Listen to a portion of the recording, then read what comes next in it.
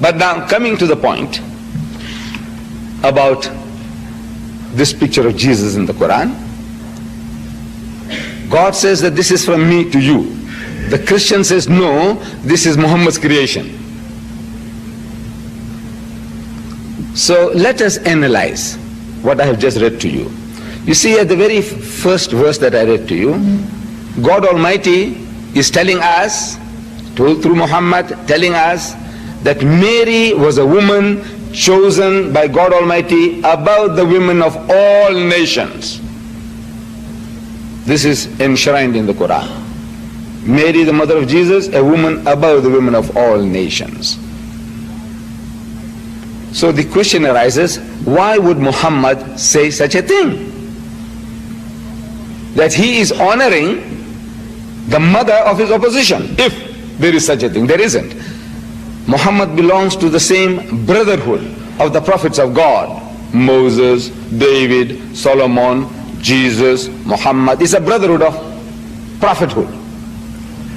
But from the Christian point of view, Muhammad is an opposition. He is a challenger to the integrity and position of Jesus. But now this person is telling the world, Muslims as well as non-Muslims, that Mary, the mother of Jesus, she was chosen above the women of all nations. And this he's telling in the first instance to his own people. Because Muhammad, he will admit, was an Arab. He was not an Indian. I'm an Indian, of Indian extraction. I come from South Africa. We have some Sudanese brethren from Africa. We have some Malay brethren from Indonesia, Malaysia. He wasn't speaking to them. He was speaking to his own people, the Arabs. And he was telling them that not an Arab woman, not his own mother or his wife or his daughter was chosen above the women of all nations, but Mary, the mother of Jesus, a mother of his opposition. I'm asking people, the missionaries, please account for that. Why would an Arab go out of his way to provoke other Arabs, telling them that a Jewess, a woman from a nation that has been looking down upon them for 3,000 years, a nation that was looking down upon the Arabs for 3,000 years, they keep on repeating that Father Abraham had two wives, Sarah and Hajara. They say Sarah and Hagar. And they say that Sarah was his legitimate wife. But Hajara was a bondwoman, a slave woman. And her children, they disparagingly describe as the Hagarines, the children of Hagar. Hagarines is a new term they have invented, the missionaries.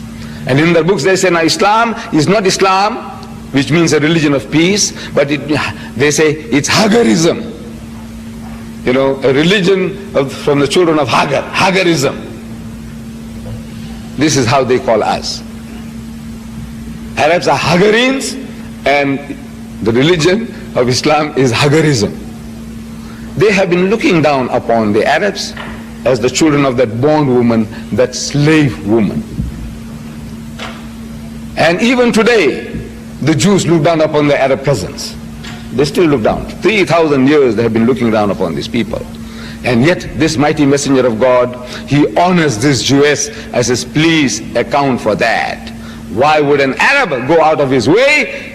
He's going out of his way to provoke his own people and honor a Jewess. Explain that. Unless he was commanded from a higher source. Because on the human level, from the human point of view, to me, there is no woman better than my mother, or my wife, or my daughter. Why yours, my opponent, my opposition? Why?